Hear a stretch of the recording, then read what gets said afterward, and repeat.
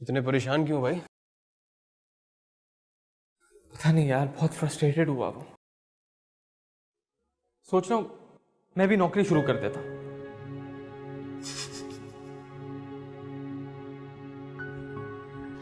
जाओ। और तुम किसी का कारोबार बंद करवा रहे हैं क्या? इसमें हंसने की क्या बात है?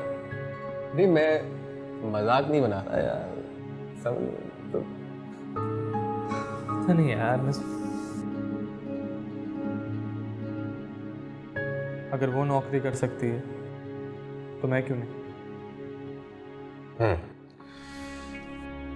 बहुत अच्छी सोच है, लेकिन सुदेश मसला ये है कि हमारे यहाँ पे लड़कियों को जॉब्स बहुत इजीली मिल जाती है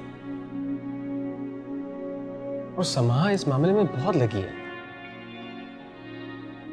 तुम्हें कैसे मिलेगी जॉब यार? ना तुम्हारे पास कोई पास्ट एक्सपीरियंस है, ना तुम्हारी कोई पढ़ाई मुकम्मल हुई है। ऐसे नहीं मिलती है जॉब यार। कोशिश तो कर सकता हूँ ना। हाँ, ट्राई कर सकते हो, ट्राई करने में कोई बुराई नहीं। फराज, वो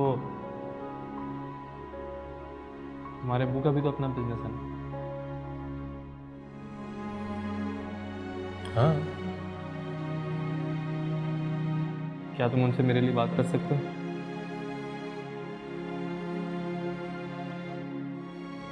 कर सकता हूँ, लेकिन कोई प्रॉमिस नहीं कर सकता।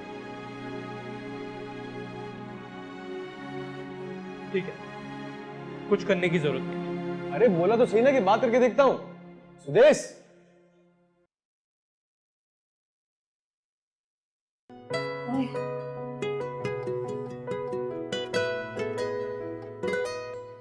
ये मेरा घर है। ये 2 कमरे हैं, वहाँ ड्राइंग रूम है और उस तरफ किचन। छोटा है। कैसा लगा? बहुत अच्छा लगा, मुबारक हो तुम्हें। ये आलिया तो बड़ी अच्छी निकली। उन्हें पता है कि उन्हें काबिल डिजाइनर मिल गई है और अगर उससे काम निकलवाना है तो उसे अपनी उलझनों से तो निकालना ही होगा।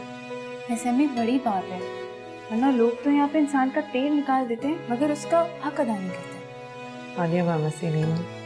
अच्छा, तुम अम्मी को लाउंज में बिठाओ, मैं कोल्ड ड्रिंक या शरबत लेकर आती हूँ। चाय नहीं, डायरेक्ट कोल्ड ड्रिंक।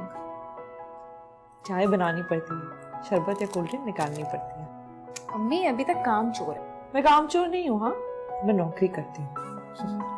अम्मी दुआ करें बस मैं इस घर को ना अपना बना लूँ। वैसे पता है समा, अच्छा ही हुआ कि तुम्हारे ससुराल वालों ने तुम्हें घर से निकाल दिया। वहाँ पड़ी रहती, उनकी कारत भरी बातें सुनती रहती। अपना घर अपना होता है, भले वो एक कमरे का क्यों। कुछ आप अगर वो लोग तुम्हें दिल से कबूल कर लेते तो अच्छी बात थी, क्योंकि ये जो रिश्ते होते हैं ना, ये जबरदस्ती के समझौते नहीं होते बेटा, ये तो दिलों के सौदे होते। ठीक कह रही है अम्मा।